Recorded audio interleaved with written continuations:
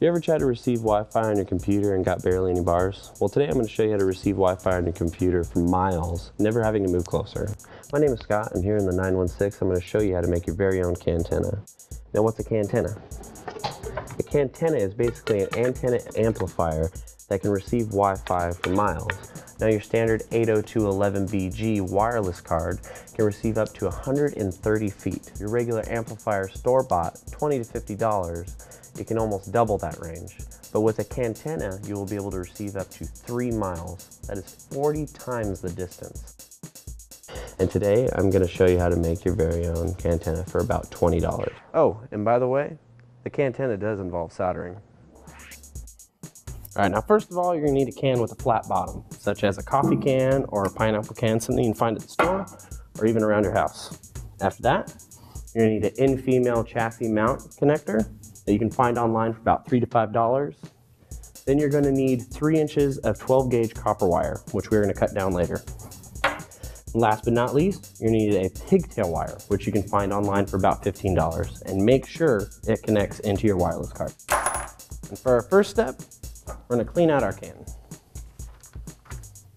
And we're going to cut the rim of the can, and then afterwards we're going to take off the label, which is completely optional and up to you.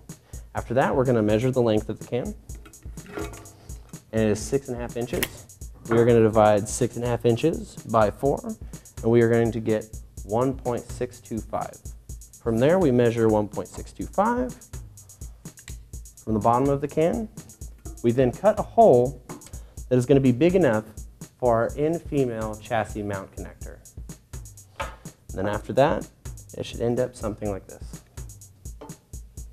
Now that we're done with our can, we're going to take our 3 inches of copper wire and we are going to cut it down to 1 inch. Then we are going to solder it on top of our in-female chassis mount connector. And from there, we're going to put it into our can. Now make sure when you're putting it into your can, you use tape or glue or even screws to just secure the inside of the can. From there, we're going to take our pigtail wire and connect it to our connector. And afterwards, we are going to take our wireless card antenna, unscrew that, and we're going to screw the end of our pigtail wire into that. And then we're ready to try it out. Now that we're home, we're going to check out our Wi-Fi connection without the Cantenna. And as you can see here, we have 2 Wi-Fi connections, one being 1 bar and the other none. Let's just see how the Cantenna works out. And you can see this is the back of the computer, and we are now going to unscrew our antenna from our Wi-Fi card. Now we are going to plug our pigtail wire in. And now our Cantenna is set and ready to go.